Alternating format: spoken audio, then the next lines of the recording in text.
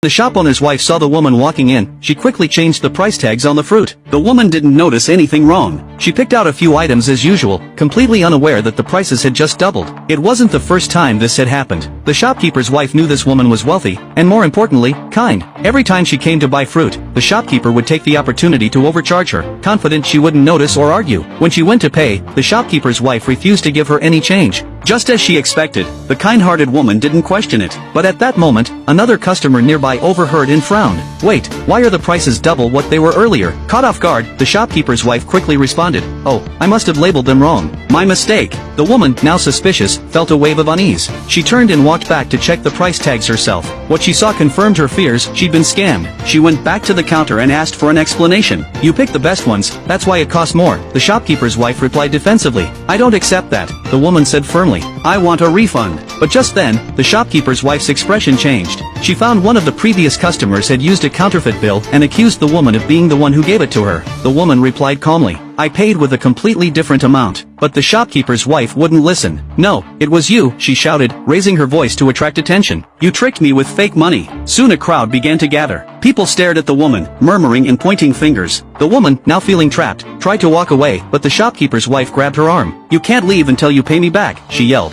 The crowd, having heard only one side of the story, began to turn against her. She looked around, hoping someone would speak up for her. "My husband is here too," the shopkeeper's wife said. "He saw everything." The woman turned to the man for help, expecting honesty. But to her shock, he nodded in agreement with his wife. "That's right. She used a fake bill." The woman was stunned. Years ago, she had saved their father's life. She had even paid for his medical treatment out of her own pocket. She helped them build their fruit stand into a full supermarket. And now, they were accusing her of fraud. "You're not leaving until you make this right," the shopkeeper's wife threatened. Left with no choice, the woman handed over the money again. But just as she turned to leave, the shopkeeper's wife wasn't done. Greed gleaming in her eyes, she stirred up the crowd. "She's rich and arrogant. She thinks we're just country folk not worth her time," she shouted. The woman froze. The crowd, already suspicious, now erupted in anger. They began yelling at the woman, accusing her of looking down on them. Amid the chaos, the shopkeeper's wife grabbed the woman's purse and ripped it from her shoulder. At that very moment, her phone rang. She answered it, only to hear the worst possible news. The investment company had backed out. They would no longer be funding their business. Panicking, the shopkeeper's wife suddenly remembered she had the number of the company's CEO. Maybe she could change their minds. Without a second thought,